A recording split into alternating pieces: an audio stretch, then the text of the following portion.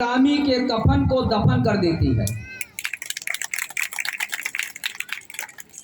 और शिक्षा प्राप्त करने के लिए उन्होंने अपने बच्चों को कुर्बान कर दिया। उनके बच्चे का निधन होने के बावजूद जब वो जा रहे थे विदेश में शिक्षा प्राप्त करने के लिए, तो राष्ट्रमाता रमाबाई अंबेडकर ने कहा कि इन परिस्थितियों में आपको वहां नहीं जाना चाहिए। तो बाबा साहब ने कहा, आपको अपने बच्चे की फिक्र है, यहाँ करोड़ों ऐसे बच्चे हैं जो पैदा तो होंगे लेकिन लावारिस हो जाएंगे शिक्षा के अभाव में। इसलिए हमें इस देश के करोड़ों नौनिहालों के उज्जवल भविष्य की चिंता है। हमें उस भारत की चिंता है जो जम्बू द्वीप के रूप में जाना पहचाना जाता था, जो सम्राट अशोक के समय में सोने की चिड़िया कहा जाता था।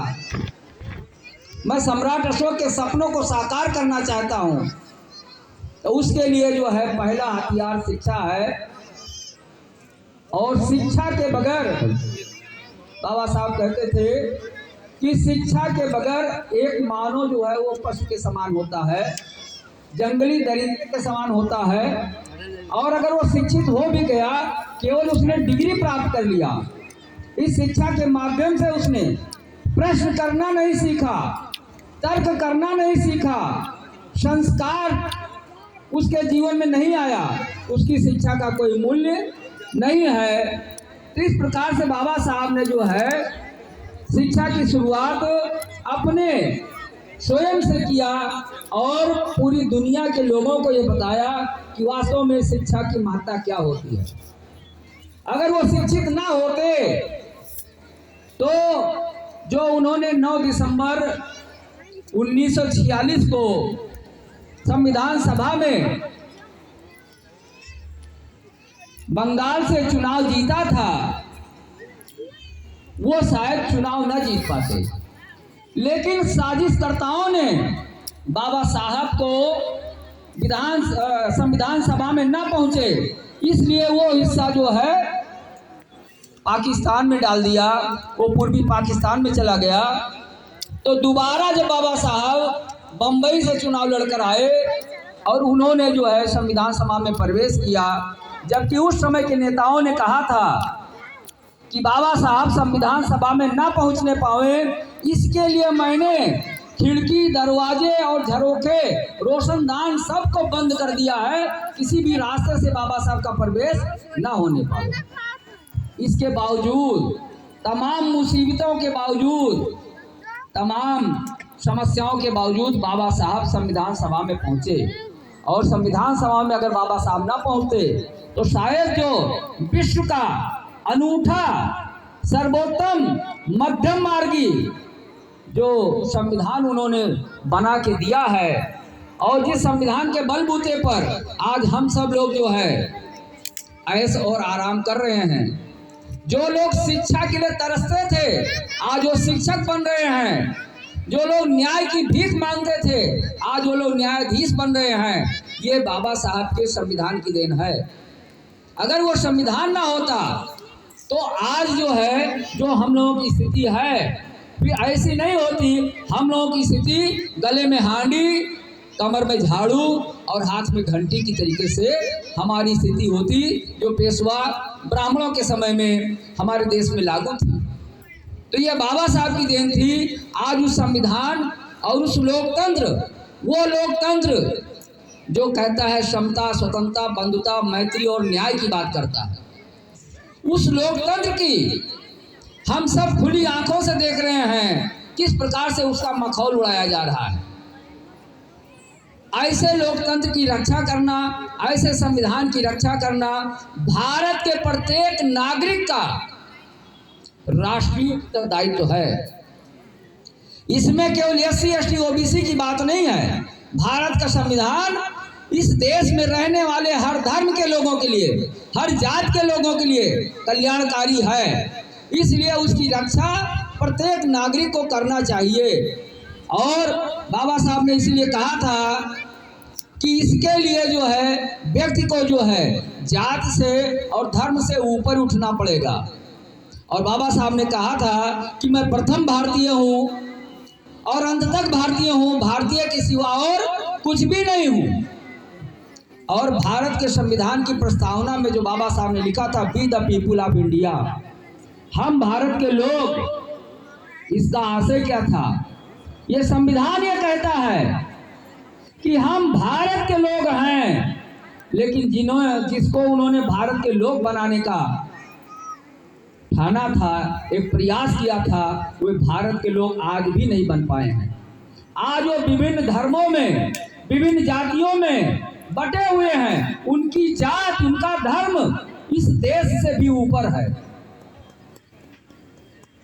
आज जो लोग संसद भवन से बाबा साहब की प्रतिमा को रातों रात गायब कराने का काम करते हैं, वे लोग सबसे बड़ी जो है बाबा साहब की जयंती मनाने का काम करते हैं। जो बाबा साहब की विचारों को छूने का काम नहीं करते हैं, बाबा साहब की प्रतिमाओं को तोड़ने का काम करते हैं, बाबा साहब के जो है कारवां को नष्ट करने का काम करते हैं, वे लोग आज बाबा साहब के सबसे बड़े अनुयायी बने हुए। तो हमें जो है ये जानने और समझने की जरूरत है कि वास्तव में बाबा साहब का अनुयायी कौन है। जो संविधान का समर्थक है, जो लोकतंत्र का समर्थक है, वही बाबा साहब का सच्चा अनुयायी है। और जो संविधान का विरोधी है, लोकतंत्र का विरोधी है, आरक्षण का विरोधी है, शिक्षा का विरोधी है, प्रमोशन का विरोधी है, वही बाबा साहब का विरोधी है, वही भारतीय संविधान का विरोधी है। इसलिए हमें आपको ये जानने और समझने की आवश्यकता है कि ऐसे लोग, ऐसे तत्व जिनकी सोच राष्ट्र हितों के विपरीत है, जो इस राष्ट्र को राष्ट्र बनाने में विश्वास नहीं रखते हैं, जिनकी सोच यथास्थितिवादी है, ऐसे लोगों के बारे में जो है हमें आपको जानने समझने की आवश्यकता है कि अगर बाबा साहब के विचारों को इस देश में स्थापित करना है तो बाबा साहब के विचारों को जानने और समझने की आवश्यकता है। केवल नारे से जो है बाबा साहब को आप जिंदा नहीं कर सकते हो। बाबा साहब के विचारों को जब आत्मसात करोगे तब जो है कि बाबा साहब ने क्या कहा था और हम क्या कर रहे हैं। बाबा साहब ने जो संस्कार की बात कही थी कि बाबा साहब ने कहा था कि सांस्कृतिक परिवर्तन के बिना सामाजिक परिवर्तन की बात करना अंधों के शहर में आईना बेचने के समान है। जब तक सांस्कृतिक परिवर्तन नहीं होता है तब तक सामाजिक परिवर्तन कहते रहिए, कोई सामाजिक परिवर्तन होने वाला नहीं है। संस्कार बदलते ही नहीं हैं। सरकार बदलने से क्या फायदा? हमारे आपके संस्कार वही हैं। संस्कार बदलने की जरूरत है। 14 अप्रैल को इस देश का बहुजन समाज कट्टर अम्बेडकरवादी हो जाता है।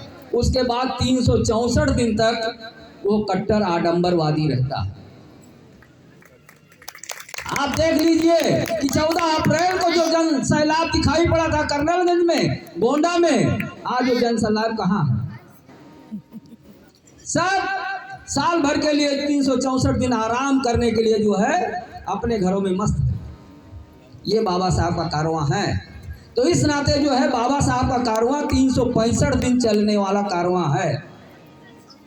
और मुट्ठी भर लोग, जैसे किसी देश की हिफाजत मात्र 4% लोग करते हैं, उसी प्रकार से किसी विचारधारा को मजबूत करने के लिए मुट्ठी भर लोग उस कार्य को करने का काम करते हैं। वही मुट्ठी भर लोग आज इस आयोजन समिति में भी लगे हुए हैं। इसलिए हमें आपको ये जानने की जरूरत है कि जो बाबा साहब ने बड़ी मुश्किलों से, बड़ी कठिनाइयों से ये कारवां यहाँ तक लाने का कार्य किया, और उन्होंने कहा था ये कारवां किसी भी स्थिति में पीछे न जाने पावे। यदि इसे आगे न ले जा पावे, इसे पीछे भी मत जाने देना, इसको यही छोड़ देना, लेकिन पीछे मत जाने देना। वो कारवां आज हम केवल 14 अप्रैल को देखते हैं, उसके बाद 364 दिन तक वो कारवां नहीं दिखाई पड़ता है। तो आवश्यकता है कि जो बाबा साहब ने जो है इतनी मुसीबत, इतनी कठिनाई झेली थी, उसको हम किस रूप में देख रहे हैं, समझ रहे हैं, उसको जानने की आवश्यकता है। जब गोलमेज सम्मेलन में बाबा साहब गए तो उन्होंने साफ शब्दों में कहा कि जितनी पूरी इंग्लैंड की आबादी है उतनी आबादी भारत में केवल अछूतों की है, और उन अछूतों को तालाब से पानी नहीं पीने दिया जाता है, कुएं से पानी नहीं पीने दिया जाता है, जहां पर कुत्ते और बिल्ली भी पानी पी सकते हैं। इसलिए मुझे ऐसी सरकार की आवश्यकता नहीं है जो हमारे सामाजिक, सांस्कृतिक, धार्मिक आज़ादी को बाधित करने का काम करती है। मुझे ऐसी सरकार चाहिए जो जनता की हो, जनता के द्वारा हो और जनता के लिए हो। मुझे ऐसी सरकार की आवश्यकता है। मुझे ऐसी सरकार की आवश्यकता नहीं है कि जो मुझे मंदिरों में न जाने दे, जो हमें कुएं और तालाब में पानी पीने का अधिकार न दिलावे, जो हमें सेना में भर्ती होने का अधिकार न दिलावे। ऐसी सरकार से क्या फायदा। इसलिए जितनी जल्दी हो सके आप भारत से अपना बोरिया बिस्तर बांध लीजिए और भारत को उसके हाल पर छोड़ दीजिए। भारत के लोग अपने देश को बखूबी चलाना जानते हैं। और जब ये बात कह के आए तब भारत में मिस्टर गांधी ने कहा कि वास्तव में भारत में अगर कोई राष्ट्रभक्त है तो डॉक्टर अंबेडकर है। अंग्रेजों के घर में बाबा साहब डरने का काम नहीं किए। जो लोग कहते हैं, अज्ञानता का प्रचार करते हैं कि बाबा साहब अंग्रेजों के पिट्ठू थे, अगर बाबा साहब अंग्रेजों के पिट्ठू होते तो अंग्रेजों के घर में उनको ललकारने का काम नहीं करते। तीनों गोलमेज सम्मेलन में अंग्रेजों को दहाड़ने का काम किया और उसके बाद ही जो है हमारे देश में जो है कम्युनल अवार्ड लागू हुआ। और कम्युनल अवार्ड के खिलाफ मिस्टर गांधी आमरण अनशन पर बैठे और फिर वो कम्युनल अवार्ड जो है 24 सितंबर 1932 को पूना पैक्ट के रूप में परिवर्तित हुआ। तो जो कम्युनल अवार्ड बाबा साहब ने हासिल किया था वो साधारण अवार्ड नहीं था, लेकिन वो हमारे हाथ से चला गया किसी मजबूरी बस, किसी कारण से। तो इस नाते जिन चीज़ों को बाबा साहब ने हासिल किया, जो बाबा साहब ने नींव बनाई, उनकी अपेक्षा थी कि हमारे आने वाली पीढ़ियां इसको बहुमंजिली इमारत बनाएंगे, लेकिन हम नींव की रक्षा नहीं कर पा रहे हैं। उस नींव की रक्षा करने की आवश्यकता है जिसके लिए बाबा साहब ने पूरे देश से, अंग्रेजों से और यहाँ के यथास्थितिवादी व्यवस्था के लोगों से लड़ाई लड़ने का काम किया था।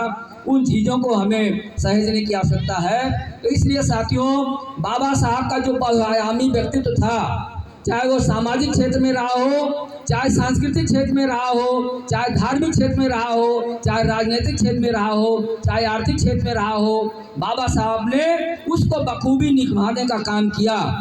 और बाबा साहब के बारे में कहा जाता है कि कुछ लोग थे जो वक्त के सांचे में ढल गए, कुछ लोग थे जो वक्त के सांचे में ढल गए और कुछ लोग थे जो वक्त के सांचे बदल गए। तो बाबा साहब ने वक्त के सांचे को बदलने का काम किया था।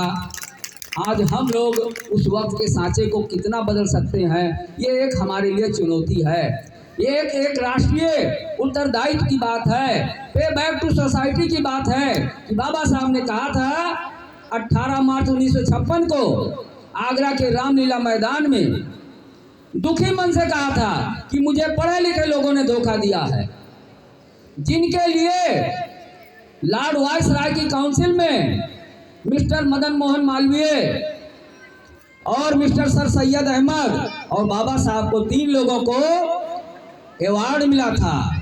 सर सैयद अहमद साहब ने जो है शिक्षा की क्रांति के लिए अलीगढ़ मुस्लिम विश्वविद्यालय, मदन मोहन मालवीय ने बनारस हिंदू विश्वविद्यालय बनाया, लेकिन बाबा साहब ने कोई विश्वविद्यालय बनाने का काम नहीं किया।